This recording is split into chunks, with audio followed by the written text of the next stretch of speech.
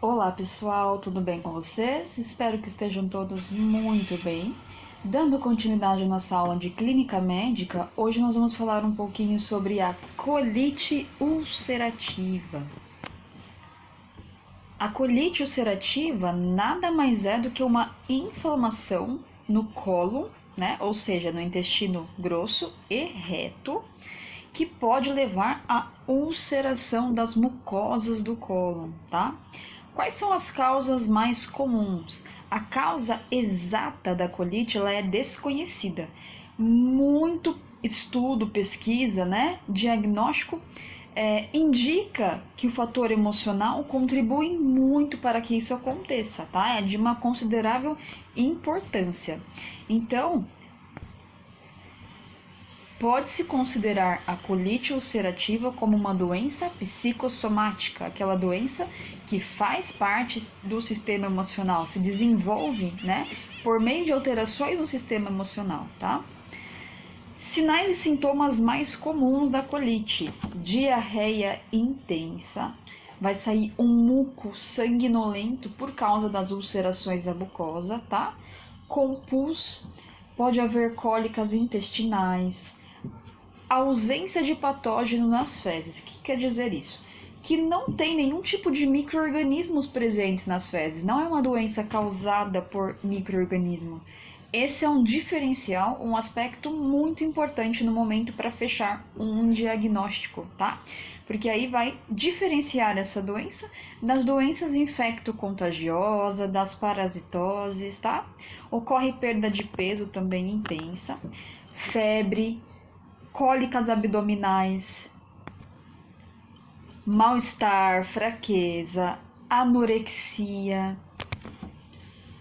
Quando o médico vai fazer a palpação abdominal, ocorre dor durante a palpação, tá? Náuseas, vômitos.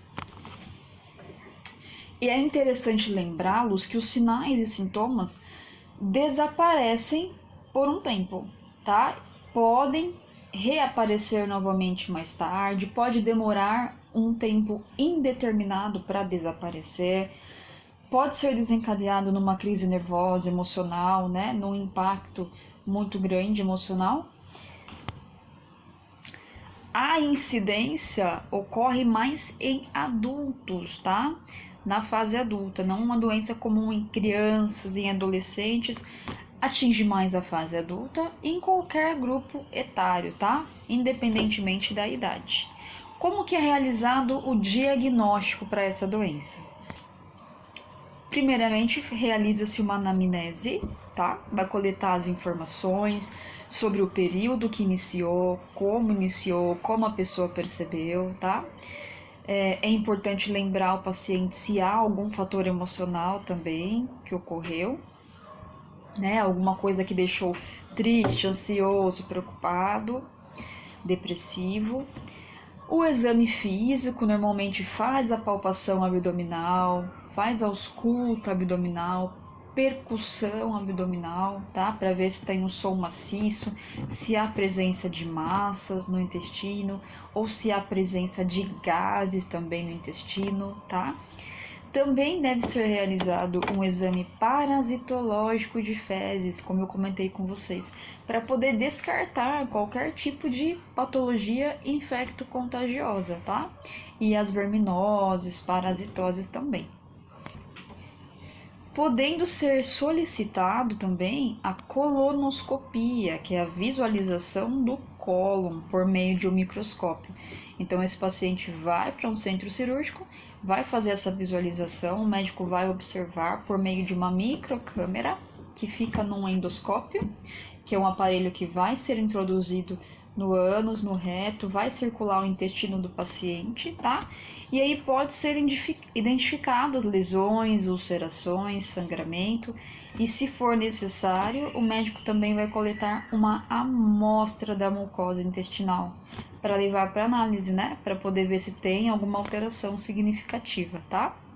Com relação ao tratamento clínico medicamentoso, Quando está na fase aguda da doença, né, que incomoda bastante, que causa diarreia, mal-estar, dor, orienta-se a pessoa a fazer repouso, tá? Hidratação oral e parenteral, né? Hidratação parenteral é aquela hidratação de micronutrientes por meio de administração endovenosa. Então, administra vitaminas, minerais, eletrólitos diretamente na veia, tá? De acordo com a prescrição, também pode ser administrado antidiarreicos para prevenir a diarreia, tá? Antiespasmódicos, antieméticos, antitérmicos, né? Antiespasmódicos são para prevenir os espasmos, antiemético vai prevenir náusea e o vômito, antitérmico vai prevenir, né, ou diminuir a temperatura corporal caso haja febre. Analgésicos também podem ser administrados caso, né, exista um caso de dor intensa, leve ou moderada, aí de acordo com a prescrição médica. Se o problema for desencadeado emocionalmente, também será administrado um ansiolítico, né, que é uma medicação para ansiedade, para dar esse suporte emocional. E se for necessário, encaminhar para uma terapia, um psicólogo ou psiquiatra, tá? Também pode ser orientado, pessoal, uma dieta leve, tá? Sem resíduos, rico em ferro, proteínas, fracionada, ou seja, administrada várias vezes ao dia em poucas quantidades, né? Para diminuir náuseas, vômitos, para ajudar na diminuição da diarreia, tá? Psicoterapias, como eu comentei, será indicada para o paciente enfrentar a situação se for de origem emocional. Se for o caso de um tratamento cirúrgico, aí pode ser realizado a colectomia, que é a retirada de uma porcentagem do cólon, tá? E vai religar. Ou, se não for possível fazer a religação, vai utilizar uma bolsa de colostomia ou realizar uma ileostomia. O que é essa ileostomia, né? Vai fazer um orifício, uma incisão cirúrgica, para introduzir no íleo, né, no intestino delgado, uma sonda, tá? E por meio dessa sonda ocorre a eliminação das fezes. Das complicações que podem ocorrer, desidratação por conta das náuseas, do vômito, da diarreia, choque, anemia, caquexia, que é quando a pessoa tem um emagrecimento excessivo, tá? Perfuração intestinal, devido às ulcerações, a lesão, pode acontecer a perfuração do intestino, tá? Muitas crises de diarreia e degeneração maligna, tá? Então, as complicações são bem sérias, né? Os cuidados de enfermagem, o que vocês vão precisar? Observar as características das fezes, a quantidade com que esse paciente, né, realiza suas evacuações. É importante verificar cor, aspecto, odor, né? Obviamente que o odor das fezes não será agradável em hipótese alguma, mas existem algumas características que deixam as fezes um pouco mais, com um odor um pouco mais diferente do normal, um pouco mais fétido, tá? Observar a quantidade de vômito também, a frequência do vômito, o aspecto do vômito. Realizar balanço hídrico de acordo com a prescrição. O que é esse balanço hídrico? Vocês vão anotar, tá? A quantidade de líquido que esse paciente está ingerindo, líquido contido em soros, medicações, por via oral, suco, água, chá, tá? Anota-se em ml e anota-se a quantidade de volume que sai desse paciente. Normalmente, quando o médico pede um balanço hídrico rigoroso, ele vai prescrever a passagem da sonda vesical de demora, para facilitar esse controle, tá? Prestar cuidados de higiene, especialmente na região oral, por causa do vômito, né? Se esse paciente não puder realizar, vocês vão auxiliá-lo ou realizar a higiene oral. E a higiene íntima também, a cada evacuação, principalmente, né, durante o período de diarreia. Diarreia, como as fezes são líquidas, entram em contato com o órgão genital, podem levar a infecções urinárias, principalmente se for paciente mulher, tá? Controlar, anotar, verificar os sinais vitais, comunicar caso haja alguma normalidade, controlar o peso do paciente é importante para saber se ele está perdendo peso, tá? Como que é essa perda, se ela é significativa ou não. Controlar a diurese, que é a quantidade de urina, tá? Sempre marcando em ml o volume da urina. Manter o ambiente sempre limpo, desodorizado, né? Porque não fica legal, como tem vários episódios de diarreia, e às vezes pode ter outro paciente, né, internado junto numa enfermaria, então fica desagradável para o acompanhante, para o próprio paciente, para os outros pacientes do quarto, tá? Então, sempre que houver vômito, sempre que houver diarreia, solicita a equipe de higiene, desodoriza o ar também, né? Existem artifícios para isso, desodorantes para o ambiente.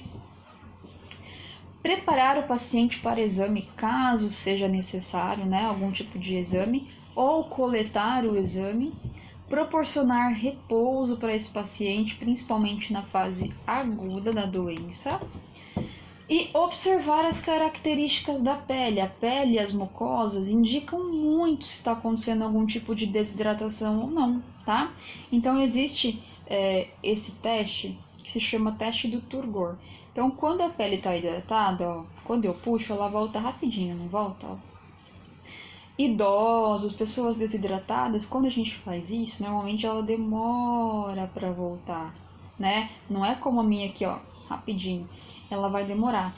Essa pele de aspecto seco, com turgor diminuído, está indicando desidratação, tá? Então, sempre observe coloração da pele, coloração da mucosa ocular, né? Tem que ser vermelhinha assim, mucosa oral também. Se houver muita palidez, também desconfia-se de uma desidratação, tá? Então, fiquem atentos a esses cuidados de enfermagem. Tranquilo, pessoal? Qualquer dúvida sobre a colite, vão me falando, vão escrevendo para mim. E eu vou começar a falar agora sobre a colecistite. Cuidado para não confundir essas duas palavrinhas, tá? Perceba que colite, estamos falando de doenças relacionadas ao colo. Colecistite já é um pouco diferente. Na terminologia, se nós formos dividir essa palavra, né? Cole significa vesícula biliar, tá? Então, o que significa essa doença colicistite? Ela é um processo, né, inflamatório da vesícula e das vias biliares, tá? Ela pode ser tanto aguda, né, que é uma fase que vai ser tratada e curada, quanto pode ser também crônica, tá? Que vai ter um tratamento, mas não levará à cura. Lembrando, né, que ela pode vir acompanhada também de colitíase. O que é isso? Presença de cálculos, as famosas pedrinhas, né? Cálculos na vesícula biliar ou nas vias biliares. E quando esses cálculos, porventura, né, causam algum tipo de obstrução das vias biliares, o que vai acontecer? Dor intensa, entre outros sinais e sintomas agudos e crônicos que nós já vamos comentar, tá? Quais são as causas da colicistite? O mecanismo exato é desconhecido, então a etiologia da doença, ou seja, a origem da doença é desconhecida, tá? Muitos médicos, né, acreditam, por meio de bases em estudos, que a hereditariedade tem um fator muito importante. Então, se os pais, avós tiveram contato com a doença, tem a doença, pode ser que passe, né, geneticamente essa predisposição para o filho, tá? Então, um fator hereditário pode ser uma das causas. Mulheres obesas, tá? Principalmente após os 40 anos, tem mais incidência também de ocorrer a colicistite, tá? O que é? Nada mais é do que inflamação da bile, podendo haver cálculos ou não. Os sinais e sintomas dividem-se em dois grupos: sinais e sintomas agudos e sinais e sintomas crônicos, tá? Quando eu falo em sinais e sintomas agudos, caracterizam-se por cólicas, náuseas, vômitos, icterícia, tá? O que é icterícia? Coloração da pele fica amarelada, a esclerótica, né, que é a parte branca dos olhos, também fica amarelado. Toda vez que há algum problema na vesícula, perdão, proximal ao fígado, pode ocorrer essa questão da icterícia, tá? A colia também pode se observar. O que é a colia? As fezes se demonstram de forma esbranquiçadas, tá? Tanto que na hepatite também acontece esse tipo de situação, que é a colia. Então, quando a pessoa vai evacuar, quando observa-se as fezes, observa-se que tem uma coloração esbranquiçada, uma camada esbranquiçada, tá? Colúria também pode se apresentar, que é uma urina escura, cor de Coca-Cola, tá? Dor intensa no hipocôndrio direito. O que é esse hipocôndrio direito?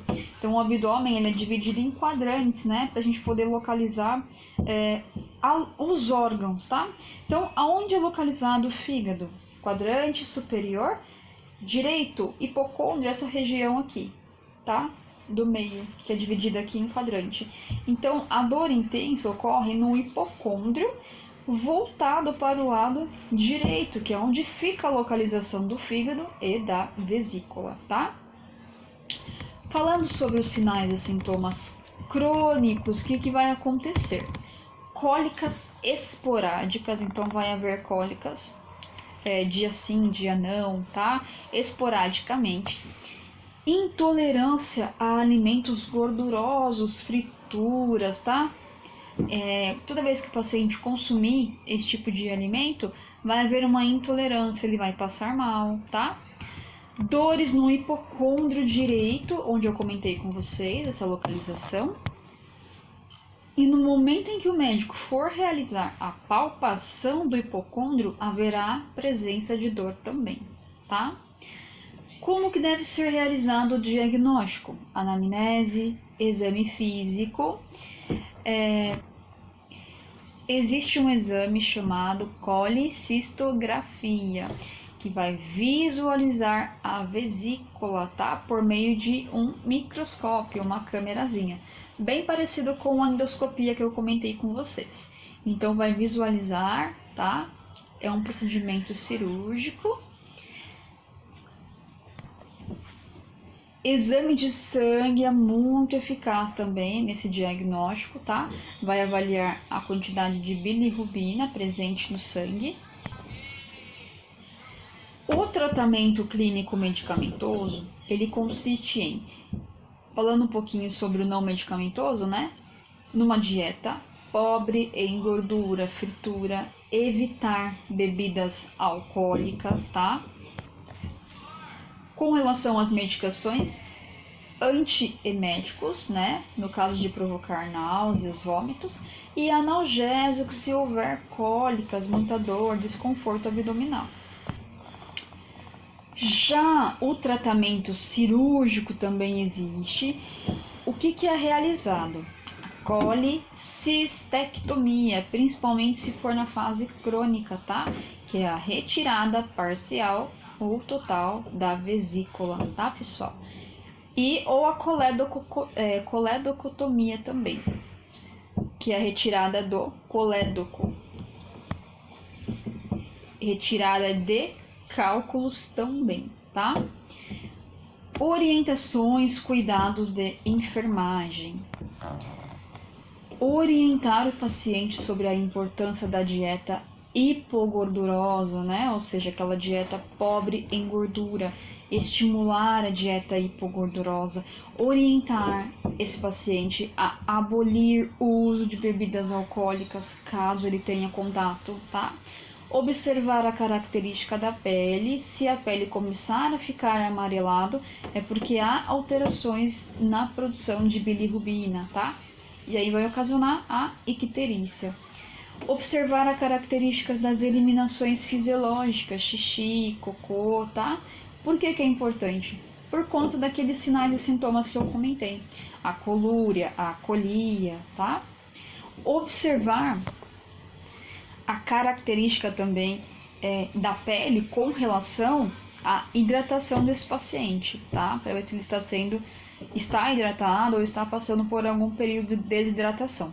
Não ocorre muita frequência dos vômitos, tá? São esporádicos, mas em alguns casos pode sim causar uma desidratação. Coletar materiais para exames laboratoriais se for necessário, tá? Exame de sangue, encaminhar o paciente para realizar exames de imagem, tá? Procedimentos cirúrgicos, preparar o paciente para exames, administrar os medicamentos de acordo com a prescrição médica. As medicações são analgésicos, antieméticos, antiespasmódicos, preparar o paciente para a cirurgia e orientar sobre a importância da dieta. Tudo bem, pessoal? Tranquilo? E por último, para a gente fechar esse capítulo, tá, de doenças gastrointestinais, eu quero falar um pouquinho sobre a cirrose hepática, né? Tenho certeza que muitos de vocês já ouviram falar da cirrose. O que é a cirrose? São lesões formadas progressivamente no fígado. E essas lesões, quando passa por um processo de cicatrização, então forma a lesão, a reação normal do organismo, né, é formar a cicatrização, é estimular a cicatrização. Só que essa cicatriz, ela se torna uma fibrose e fica permanentemente no fígado essa cicatriz, tá? E isso não é uma situação boa. Muitas pessoas falam, o fígado é o único órgão que se regenera, né? Só que entenda que essa regeneração não é que vai nascer um fígado novo, né? Não é que vai nascer um tecido novinho. A regeneração tem a ver com a cicatrização, e essa cicatriz vai ficar para sempre lá. E não é uma cicatriz positiva, né? A formação de tecido fibroso vai ocasionando problemas no fígado. O mecanismo exato, a origem exata dessa doença, ela é desconhecida, mas existem alguns fatores que vão contribuir para que ocorra, tá? Como, por exemplo, o uso, né, do álcool, alcoolismo crônico, muito frequente, desnutrição, exposição a substâncias que sejam tóxicas, tá? Para o fígado, hepatite, a esquizostomose, que é uma doença parasitária também, pode causar lesões sérias no fígado devido à presença do parasita, obstrução da vesícula biliar ou infecções também, tá? A incidência, ela é maior em homens, pessoal, principalmente dos 40 aos 60 anos, ressaltando que esses homens normalmente abusam do consumo de álcool. Embora eu já tenha atendido pacientes que nunca beberam na vida e também desenvolveram cirrose por outros motivos, tá? Sinais e sintomas. O que acontece normalmente? Por a doença acontecer, né, de maneira silenciosa, às vezes os sinais e sintomas são tardios, então só vai perceber que há sinal e sintoma quando o fígado já está totalmente lesado, começando a dar alterações significativas no organismo. Mas pode ocorrer alguns sinais e sintomas precoce, no início da doença. Isso é bom, que vai permitir uma oportunidade de um tratamento, de um diagnóstico, tá?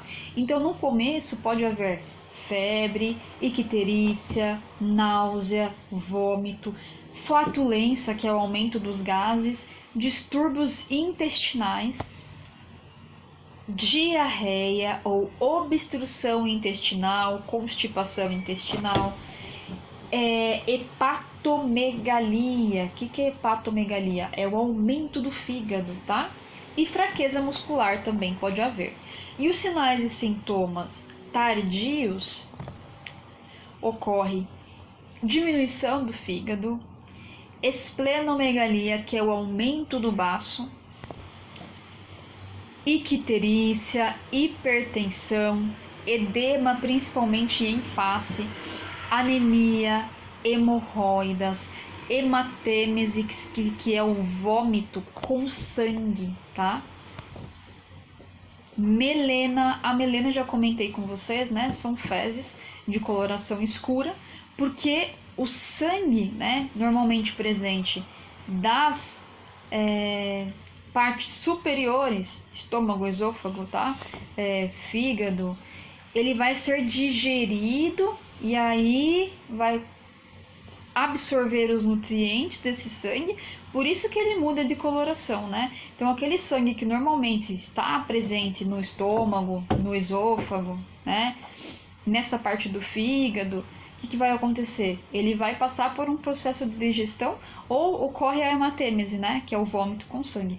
Mas para ser melena vai precisar passar por esse processo de digestão e vai virar mistura, uma mistura de fezes com sangue, tem um odor bem fétido e uma coloração escurecida, tá?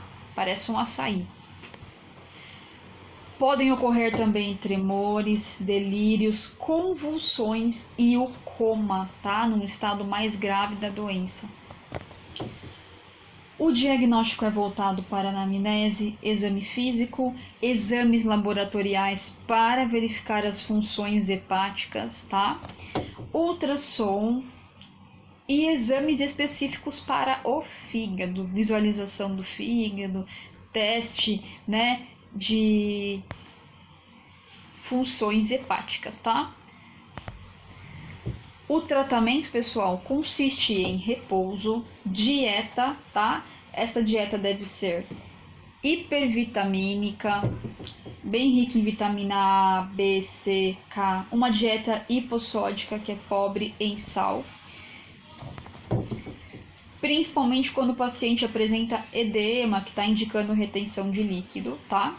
Abolir o álcool, utilização de hepatoprotetores, que são medicações protetoras para o fígado, suplementos vitamínicos, diuréticos, né? Se houver edema, retenção de líquido, para poder eliminar esse líquido retido, antiemético para as náuseas, hemoterapia pode ser necessário também, tá? Se o médico prescrever, achar que há necessidade, pode fazer também. E colocação de dreno, caso que, se houver, né, por exemplo, hemorragias, né, devido a varizes esofágicas, vai precisar drenar esse sangue, tá? Nessa fase, é uma fase bem ruim, já uma fase crônica da doença, tá? Que normalmente acaba levando o paciente à morte, a um coma, a um estado grave. Então, vai precisar drenar esse sangue das varizes, tá? E num caso extremo, pode ser indicado um transplante de fígado. Vai dependendo da idade desse paciente, das condições gerais dos outros órgãos, tá? Cuidados de enfermagem, oferecer um apoio emocional para esse paciente, proporcionar repouso, controlar o peso diariamente, observar características da pele, tá? Principalmente com relação à coloração, características da diurese, das fezes, estimular a alimentação, verificar os sinais vitais, administrar as medicações de acordo com a prescrição, aferir a circunferência abdominal, tá? Sempre estar de olho para ver se não há ascite, aumento do perímetro abdominal, devido ao aumento do fígado, hemorragias. prestar cuidados de higiene quando for necessário, coletar material para exames laboratoriais de sangue, prestar cuidados na administração da hemoterapia quando precisar de transfusão sanguínea, tá, pessoal? Tem que prestar todo o cuidado a esse paciente. Observem também as modificações mentais. Se houver alguma modificação, pode estar indicando alguma complicação. E se for necessário, se o paciente ficar muito agitado, tá? Agressivo, pode utilizar as maneiras de restrições de acordo com a prescrição médica. Normalmente as restrições são mecânicas, né, com faixas elásticas, ataduras, tá? Ou em casos extremos, o médico vai prescrever um sedativo para poder acalmar esse paciente.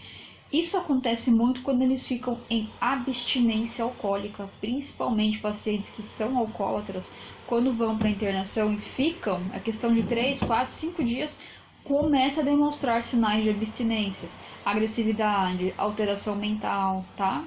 Então aí o médico com certeza vai prescrever algum tipo de restrição. Pessoal, por hoje nós ficaremos por aqui. Qualquer dúvida podem me falar, entre em contato comigo, me escreva, tá? Muito obrigada, gratidão. Um beijo para vocês, até a próxima aula.